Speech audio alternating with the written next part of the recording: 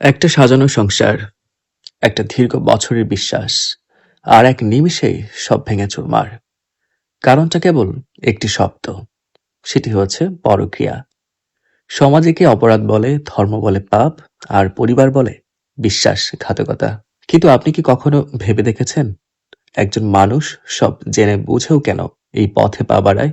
এর পেছনে কি কেবল চারিত্রিক দোষ, নাকি আমাদের মস্তিষ্ক আর হরমোনের কোনো গোপন খেলা আছে? আজকের ভিডিওতে আমরা পরকীয়ার পেছনের মনস্তাত্ত্বিক এবং বৈজ্ঞানিক কারণগুলো বিশ্লেষণ করার চেষ্টা করব।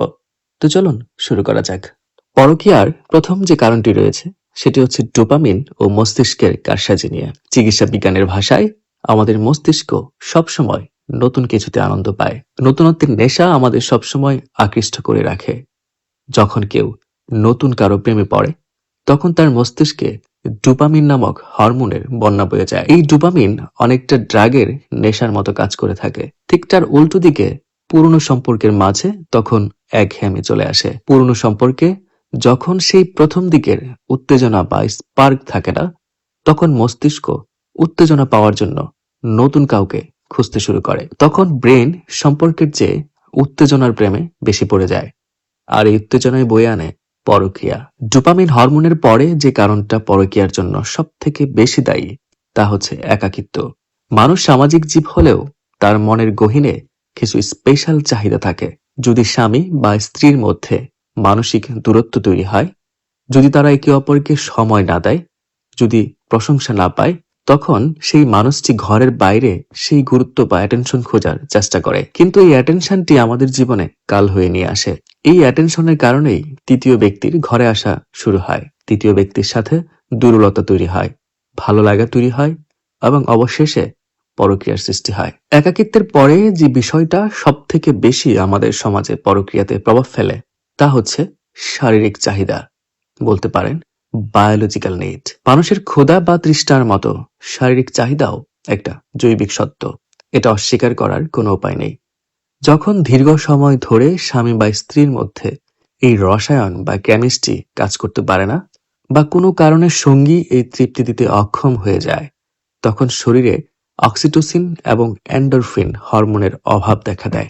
এদের অভাবে সঙ্গীর মেজাজ খিটখিটে হয়ে যায়। অবচেতনভাবেই অন্য কোথাও সেই সুখ খুঁজতে শুরু করে, এবং এভাবেই পরক্রিয়া শুরু হয়। পরক্রিয়ার অন্যতম কারণ হলো অবহেলা, প্রত্যাখ্যান। ইংরেজিতে বললে রিজেকশন।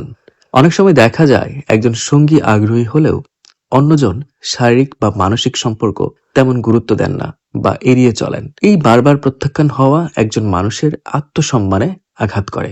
সে তখন এমন কাউকে খুঁজে যে তাকে ডিজায়ারেবল বা আকর্ষণীয় মনে করবে। পরক্রিয়া এখানে কেবল যৌনতা নয়, বরং নিজের হারিয়ে যাওয়া আত্মবিশ্বাস ফিরে পাওয়ার একটা ভুল মাধ্যম হয়ে কাজ করে।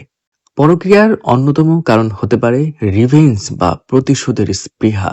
অনেক সময় দেখা যায় সঙ্গী আগে কোনো ভুল করেছে বা প্রতারণা করেছে। সেই ক্ষোভ থেকে অন্যজন পরক্রিয়ায় জড়িয়ে নিজেকে শান্ত রাখতে চায়। আজকাল এই ব্যাপারটা প্রায় দেখা যায়। তুমিও করেছ, এখন আমিও করব। বা তুমি করলে দোষ নাই, অথচ আমি করলেই দোষ। স্যাক্রিফাইস ব্যাপারটি নিচে পড়ে যায় প্রতিশোধের কাছে। তখনই শুরু হয় পরক্রিয়ার। বর্তমান ডিজিটাল দুনিয়া বা বর্তমান পরিস্থিতিকেও আপনি দায়ী করতে পারেন পরক্রিয়ার জন্য। এখনকার যুগে সোশ্যাল মিডিয়া পরক্রিয়াকে আরো সহজ করে দিয়েছে।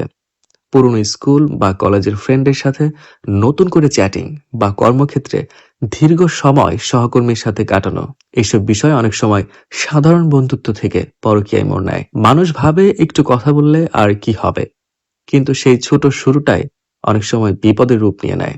পরকীয়ার পেছনে বৈজ্ঞানিক বা মানসিক কারণ থাকলেও মানুষ হিসেবে আমাদের বিবেক এবং নিয়ন্ত্রণের ক্ষমতা রয়েছে। সম্পর্কের মধ্যে স্বচ্ছতা, একে অপরকে সময় দেয়া এবং ছোটখাটো সমস্যাগুলো নিয়ে খোলামেলা আলোচনা করলে এই ঝুঁকি অনেকটাই কমিয়ে আনা সম্ভব। চিকিৎসা বিজ্ঞান বলে, যদি শারীরিক কোনো সমস্যা থাকে তবে লজ্জা না করে ডক্টরের কাছে যাওয়া উচিত। আর যদি মানসিক দূরত্ব থাকে, তবে সঙ্গীর সাথে খোলামেলা কথা বলে ব্যাপারটি সুরাহা করা উচিত। মনে রাখবেন, গোপন সম্পর্ক সাময়িক তৃপ্তি দিলেও দীর্ঘমেয়াদে এটি কেবল ধ্বংসই ডেকে আনে। আপনি কি মনে করেন, পরকীয়ার জন্য কি দায়ী হতে পারে? অবশ্যই আপনার মূল্যবান মতামতটি কমেন্ট সেকশনে জানাবেন। পরকীয়া সম্পর্কে আজ এই পর্যন্তই। আগামীতে আবার দেখা হবে সেই পর্যন্ত ভালো থাকুন, সুস্থ থাকুন। ধন্যবাদ।